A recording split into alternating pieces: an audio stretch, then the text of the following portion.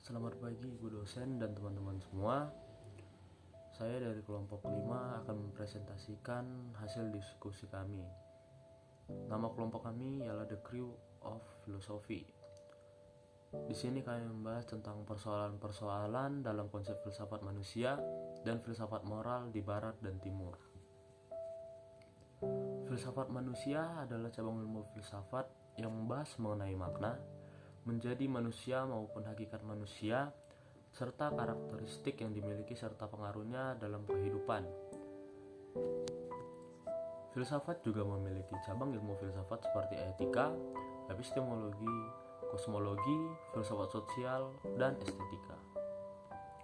Filsafat manusia juga membahas manusia dan kaitannya pada perilaku yang disebut pada kualitas moral pada diri manusia tersebut.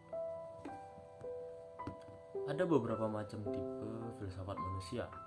Dalam kajian ilmunya adalah yang pertama itu manusia sebagai objek, kemudian tubuh dan jiwa, dan yang terakhir adalah intersubjektivitas.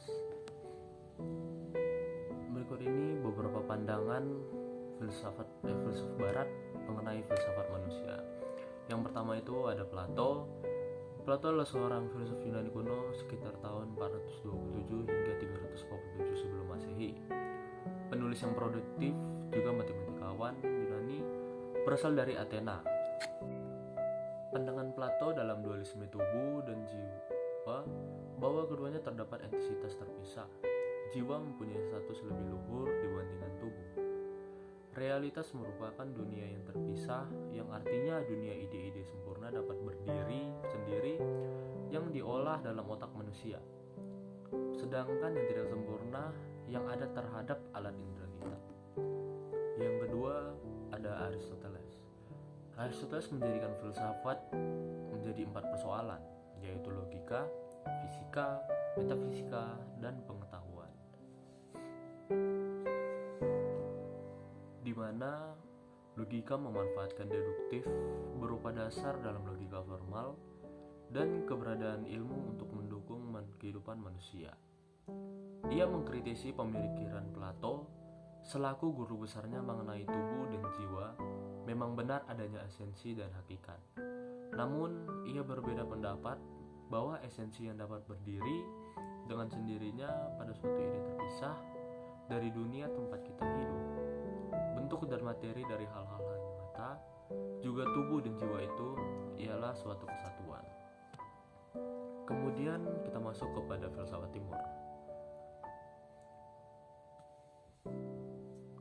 Filsuf yang pertama ialah Confucius. Confucius adalah seorang filsuf Cina yang pemikirannya sangat berpengaruh dan dikenal sebagai guru agung di Cina. Nama asli dari Confucius ialah Kung Chiu dan memiliki nama Latin Kung Fu Zu yang artinya guru agung Kung.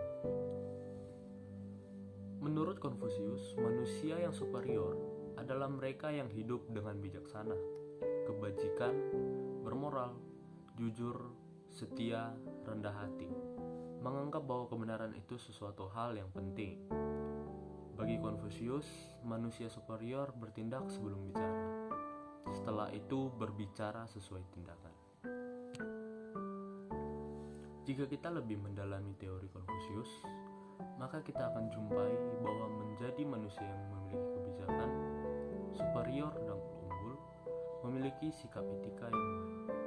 Confucius berbicara mengenai apa yang sudah sepatutnya dilakukan, maka lakukanlah itu dengan hati-hati dan lebih sedikit berbicara, dan buktikan apa yang benar dengan tindakan.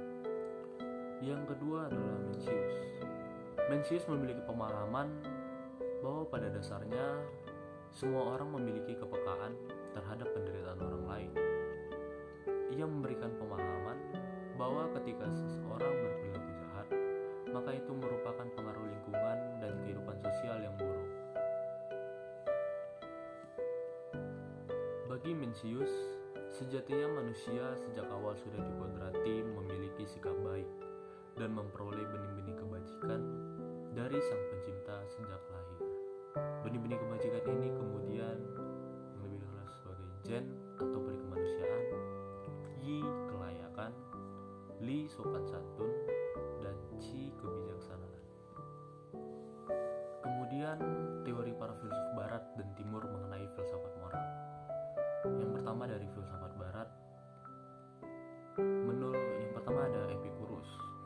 Epikurus, moral adalah salah satu kata Latin yaitu mores, yang bentuk jamak dari mos, yaitu watak seseorang, kelakuan dan cara hidup.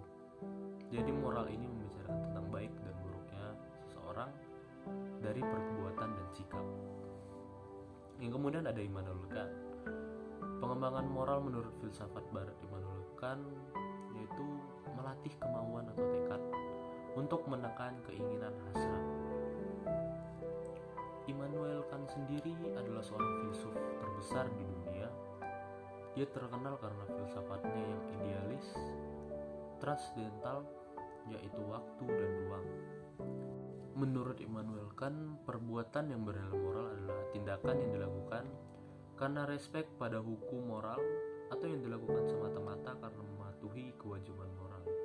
Kant juga menegaskan bahwa motif kewajiban moral merupakan satu-satunya insentif yang pantas bagi tindakan manusia. Yang kemudian dari filsafat timur ada yang pertama Konfusius. Konfusius adalah pendiri dari Konfusianisme. Pandangan Konfusius terhadap filsafat timur tentang moral adalah bahwa kehidupan yang tertib, damai dan bahagia merupakan impian setiap orang. Yang kemudian ada Lao Tzu. Menurut Lao Tzu, moralitas tidak mampu membawa damai dan kebahagiaan dan harus dipandang sebagai jalan pemecah yang gagal sehingga harus diabaikan demi satu alternatif lainnya. Dalam filsafat manusia dan filsafat moral, berbagai macam pandangan atas esensi manusia itu banyak kaitannya yang memiliki moralitas sebagai hakikat manusia itu sendiri. Dan pastinya kehidupan di barat dan timur itu sangatlah berbeda. Filsafat moral di barat, menurut Immanuel Kant sendiri, jika individu memiliki moral yang baik, ia sudah dilatih, dapat dikatakan dalam ruang lingkup keluarga, mereka mempunyai moral yang baik, harus dibentuk dalam diri sendiri, tanpa adanya substansial orang lain.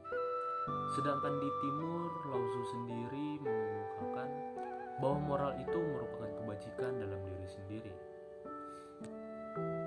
Moral yang manusia yang dimaksud adalah bersikap jujur pada kesucian hati yang murni, memiliki kasih sayang, dalam kebajikan arti hidup untuk sesamanya tanpa membeda-bedakan.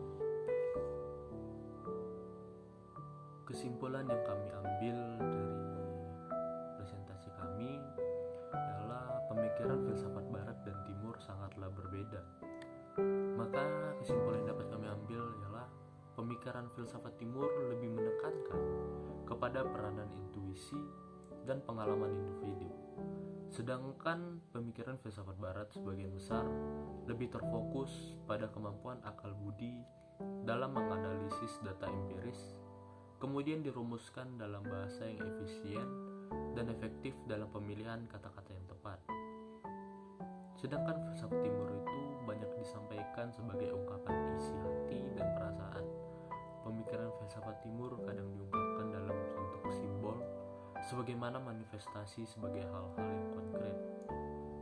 Dalam filsafat barat, para filsuf cenderung menggunakan rumusan yang abstrak, sehingga memiliki cakupan yang luas, bahkan ada yang sampai tak terhingga. Sekian presentasi saya mengenai persoalan-persoalan konsep filsafat manusia dan filsafat moral di barat dan timur.